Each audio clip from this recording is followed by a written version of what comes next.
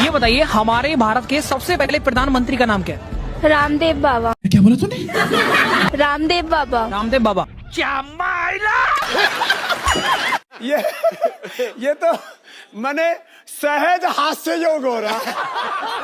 तो दोस्तों लगभग एक हफ्ते के अंतराल के बाद एक बार फिर आप लोगों की खिदमत में हाजिर हो गया हूँ। इस एक हफ्ते में बहुत कुछ बदला, कुछ नहीं बदला तो कुछ लोगों की फितरत वो वैसे के वैसे हैं। आपसे खतरनाक इस देश के लिए कोई हो नहीं सकता। तो दोस्तों आगे उन्हीं कुछ लोगों के बारे में बात करेंगे। उससे पहले जैसा कि आप जानते हैं कि बस वीडियो में बने रहिए और चैनल को सब्सक्राइब कर लीजिए। मारो हमको जिंदा मत छोड़ो सालो। तो दोस्तों पिछले एक हफ्ते में अमीर और अमीर हो गया, गरीब और गरीब हो गया, महंगाई और महंगी हो गई, लेकिन हमारी भारतीय पत्रकारिता के जाबाज योद्धा अपनी जाबाजी दिखाने से बाज नहीं आ रहे हैं। उसका जो सेंटिमेंट है ना वो मेरे दिमाग से नहीं निकल रहा। दोस्तों मुझे लगता था कि सुदर्शन न्यूज चैनल में सिर्फ सुरेश चौहान के ही अकेला नफरती है, वो ही नफरत फैलाता है, लेकिन आज उसी के एक एम्प्लॉय पत्रकार को देख के ऐसा लग रहा है कि उस चैनल में नौकरी ही इस शर्त पे दी जाती है कि आप कितनी नफरत फैला सकते हैं। जो आपने इंग्लिश में लिख रखा है इसमें ऐसा क्या है जिसको आपने उर्दू में लिख रखा है? मतलब कोई नहीं मिला तो हल्दीराम नमकीन के पीछे ही पड़ गए। लेकिन उससे भी बड़ा मुद्दा है, इस पर तो उर्दू लिखा है, लेकिन ये देखिए आलू भुजिया, इसके ऊपर उर्दू नहीं है। ये देखिए साल्टेड पीनट नहीं है। ये देखिए आलू भुजिया दूसरा, इसके ऊपर नहीं है। दूसरे लोग भी खाते होंगे लेकिन इस पर कहीं पर भी नहीं लिखा है। मतलब सीरियसली उर्दू में लिखा है इसलिए हल्दीराम भी देशद्रोही हो गया। मतलब सुदर्शन न्यूज ने भाषाओं का भी धर्म ढूंढ लिया है। How do I believe you? ये उर्दू में क्यों लिखा है? ये आपने उर्दू में क्यों लिखा है? हाँ आप ये करिए। नहीं मुझे बताइए ना, मेरा यहाँ पे आगे ऐसा क्या लिखा है? ऐसा क्या करने वाला? Ma'am, if you want to have this, you can have it. If you don't wanna have it, please keep it here and just go from my outlet. This is what I'm gonna tell you, clear words. है कुछ नहीं, आप भी जानते हैं कि हम भी जानते हैं कि सिर्फ असल जो मुद्दे हैं ना उससे लोगों का ध्यान भटकाना है।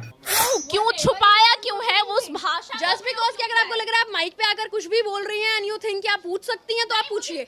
जिस तरीके से महंगाई रोज बढ़ रही है, पिछले कई दिनों से लगातार किश्तों में पेट्रोल डीजल के दाम बढ़ाए जा रहे हैं, उसको छुपाने के लिए अब ये सब तो करना ही पड़ेगा ना।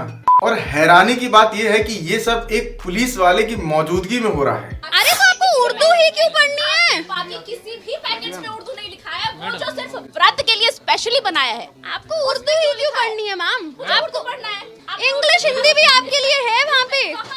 दोस्तों सुदर्शन चैनल की ये होनहार सेनापति जिस भाषा का विरोध कर रहे हैं और एक पब्लिक प्लेस पे नफरत का माहौल क्रिएट कर रहे हैं, जब इसी नफरत को फैलाने के लिए इनको सैलरी दी जाएगी, नोट दिए जाएंगे, उन नोटों पे जब उर्दू भाषा ये देखेंगी लिखी हुई, उससे ये गुरेज नहीं करेंगी, वो ये ले लेंगी। आपको शर्म आनी चाहिए। वैसे भी हो सकता है कि इस पैकेट की मैन्युफैक्चरिंग भारत में हुई ही ना हो, अरब कंट्रीज में हुई हो, किसी भी इस्लामिक देश में हुई हो, वहां से ये भारत आया हो, और अगर ये भारत में बना भी है और अगर इस पे उर्दू भाषा लिखी भी है तो भी उससे क्या दिक्कत होनी चाहिए? ये आजादी तो शायद संविधान ही देता है।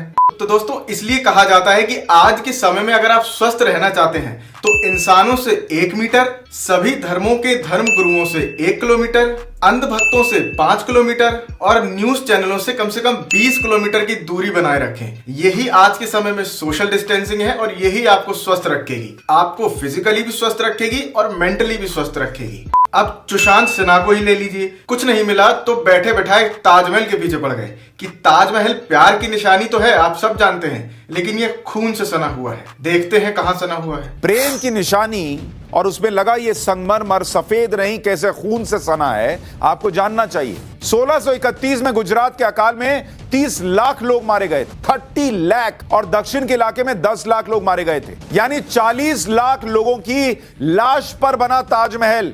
अब मुझे ये समझ में नहीं आ रहा कि इतने साल से भाई साहब पत्रकारिता कर रहे हैं और पत्रकारिता नहीं भी कर रहे हैं तो उम्र कम से कम 40 साल से कम तो होगी नहीं, तो 40 साल से साहब को ये याद नहीं आया। लेकिन एक शहंशाह को लगता था कि उसे ताजमहल बनाना है तो उसे इस 40 लाख मौतों से फर्क नहीं पड़ता था, और उसका गुणगान होता है कि प्रेम की निशानी है ये। मतलब कुछ नहीं बचा तो दुनिया के 7 अजूबों में से एक ताजमहल को ही कोसने लगो। यहाँ पे भी बात घूम फिर के वही आ रही है कि अब असल मुद्दों को आपसे छुपाना है तो कुछ तो करना ही पड़ेगा ना। लोग भूख से मर रहे थे और आधा टैक्स दे रहे थे, क्यों? क्योंकि शाहजहां को ये निशानी बनवानी थी जिसे अब यहां लोग बैठकर कहते हैं प्रेम की निशानी है। ये प्रेम की निशानी है, ये जो 40 लाख लोगों की लाश पर बनी हुई है। अब खैर इनके अंदर नफरत ही इतनी भरी है तो प्यार की निशानी तो इनको कहां ही दिखेगी। और ये हर बार नए आंकड़े आते कहां से हैं? कोई कहता है 40 लाख मर गए, कोई कहता है 35 लाख मर गए। ताजमहल को लेके इन भाई साहब की सारी समस्याओं का हल हो जाएगा अगर आज सरकार ताजमहल जाने पर रोक लगा दे, क्योंकि अल्टीमेटली चाहते तो ये यही है। 40 लाख लोग मर गए, लाख लाख लाख। अब अगर इनको अपने शो में टीआरपी के लिए अगर एक अलग स्टोरी दिखानी ही थी तो ये ताजमहल की बजाय इन भाई साहब की स्टोरी दिखा सकते थे। वाह क्या सीन है। मतलब सेना में भर्ती की मांग को लेकर राजस्थान के सीकर से दिल्ली तक ये इंसान 350 किलोमीटर दौड़ कर आया 50 घंटों के अंदर। अब आप बताइए ताजमहल वाली स्टोरी ज्यादा बेटर थी या ये वाली स्टोरी? लेकिन ये नहीं उठाएंगे, क्योंकि अगर इस स्टोरी को उठा लिया तो सरकार से सवाल कैसे पूछेंगे? मैं नहीं जाऊंगा मोदी जी, मैं मर जाऊंगा आपके बगैर मोदी जी। लेकिन दोस्तों हर इंसान आज के समय में ऐसा नहीं है जो सिर्फ धर्म, किसी भी धर्म का हो, जो सिर्फ धर्म के पीछे पागल हो रहा हो, जिसको नौकरी चाकरी देश की तरक्की किसी से कोई मतलब ना हो। बच्चों में भी अब अकल आ रही है। घर घर में मंदिर होगा तो विकास होगा, आशीर्वाद होगा, कल्याण होगा, सब आशीर्वाद हमको तो नहीं दे रहा है भगवान। आशीर्वाद मंदिर नहीं जाते, स्कूल जाते हैं। स्कूल जाते हैं? आप पढ़े हैं? जी पढ़े हैं। आप क्या बनेंगे बड़े होके? सर IAS UPSC की तैयारी करेंगे।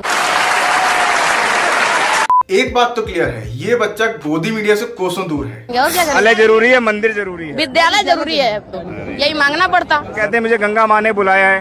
उनको फोन किए होंगे, हमको तो नहीं किया, हमको तो कभी नहीं बुलाया और सबको तो नहीं बुला रही हैं। अच्छा। उन्हीं को बुलाती हैं। आज के हमारे न्यूज चैनल नहीं है, वो सिर्फ एक एंटरटेनमेंट पर्पस के लिए देखे जा सकते हैं। Украинских боевиков мы слышим. Это Киев. Не то. Ёб твою мать. Ну.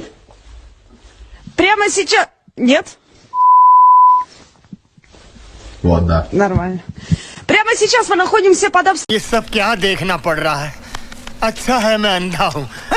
बाकी कुछ हैं जो पूरी कोशिश करते हैं कि किसी न किसी तरीके से लोगों को माइंड वॉश किया जाए।